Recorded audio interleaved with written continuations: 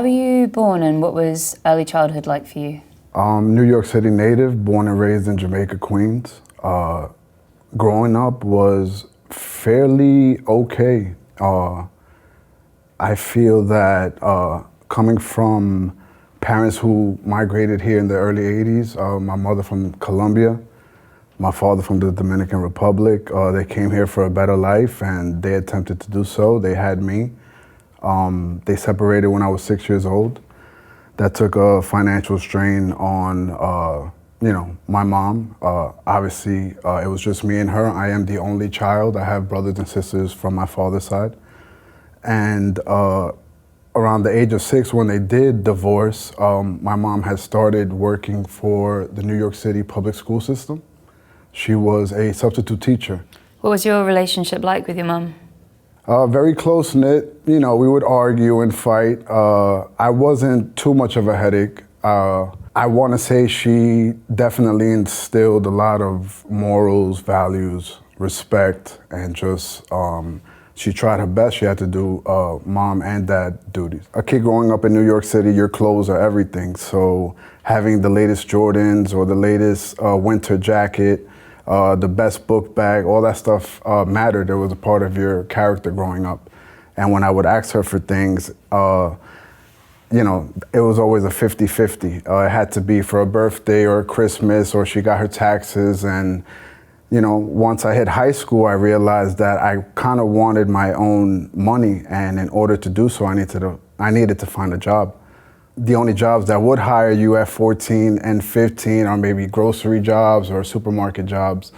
During the winters in New York City, I would earn $40, $60, $50 shoveling snow, getting cars out of their driveway. In the winter months, we would get hit with certain blizzards, and me and my friends would go door to door and knock and let's see if we can make some money today, and we did. And then I would buy my Nintendo 64 game, or I would buy the Jordans that I wanted.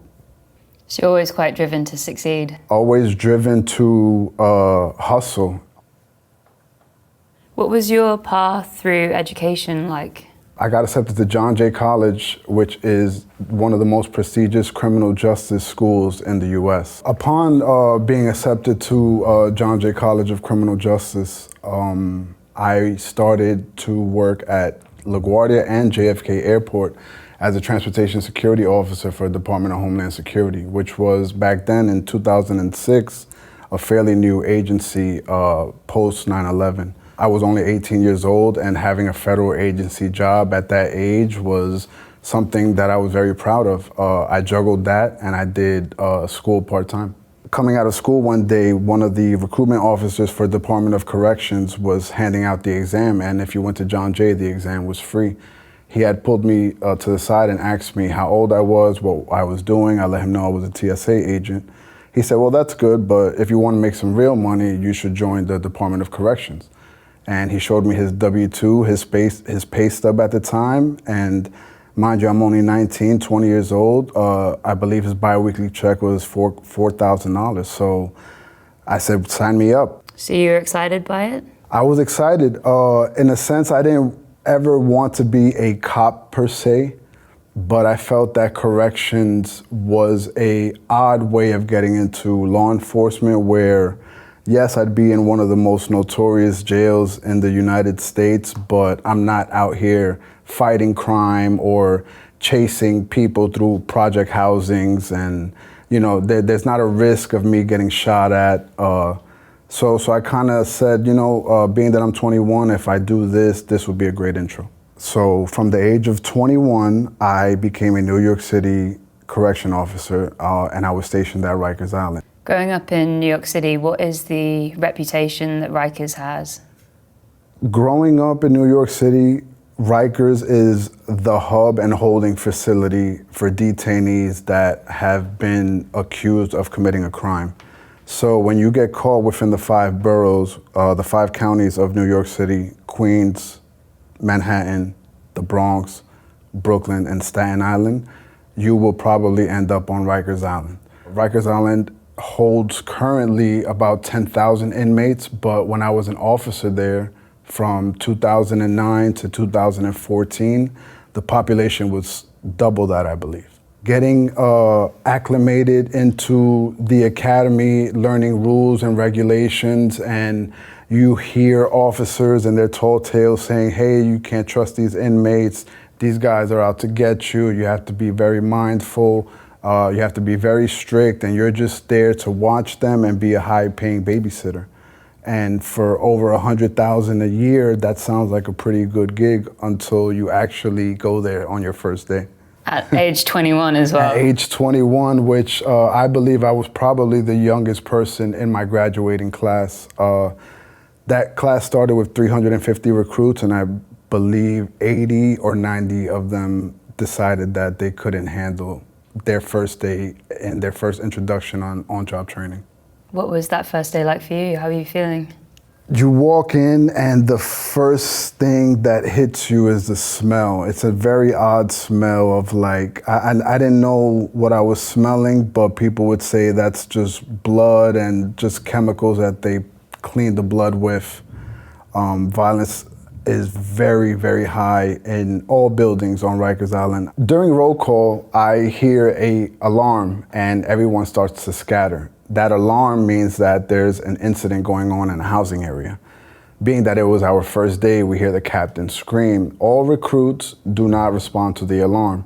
Responding to the alarm entails wearing a helmet, a vest, and having a baton, just in case you have to either get into a physical altercation yourself or prevent from a physical altercation from happening. We're all in shock. It's our first day and it's already hectic. And the sound, the screaming, it's just a cell shock to everyone who goes to Rikers. You kind of mentioned how it's an incredibly violent place. How quickly did you see that play out? Officers are very privy to who has problems with who, especially when they're gang related. They can also be very race related. There's drug wars going on inside of Rikers, and some say the gangs in Rikers are the ones that run the housing areas, and they have more power than the officers. One thing that worked in my favor was that I am a inner city New York kid, and a lot of these are my peers. A lot of these inmates I went to high school with. A lot of these inmates live within a 5-block radius from me. So I kind of use that to my advantage. I'm a very empathetic person. I listen, I talk well with others, and I don't judge anyone.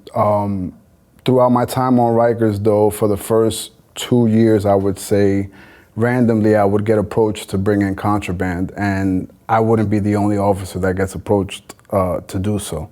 Tobacco, marijuana, these impermissible items that you're not allowed on the outside, on the inside, cost a lot when you're getting them from the outside. So a solo cigarette or like loose tobacco, they would grab medical gloves and stuff them with tobacco, and one of those fingers of tobacco would go for $150. Really? So the stakes are high when it comes to contraband. One of these inmates I knew from a friend of a friend. One day he called me alone in the corridor and he asked me if I wanted to make some money. And that proposition came with me automatically telling him, I don't need the money. I'm already in my 3rd year. Like, I'm about to hit top pay. Top pay for a correction officer is very high. You earn top pay at the 5th year, I believe. And he said, hey, listen, it's not about bringing stuff inside. I am propositioning for you to do security on the outside. A few days passed and I went on vacation. After vacation, I came back, and ironically, I had the post of where that inmate was housed. I also had a sanitation detail where he was one of the workers and I would have to bring him out. He asked me again when no one was looking if I called, and I told him no, and he told me he can make it worth my while.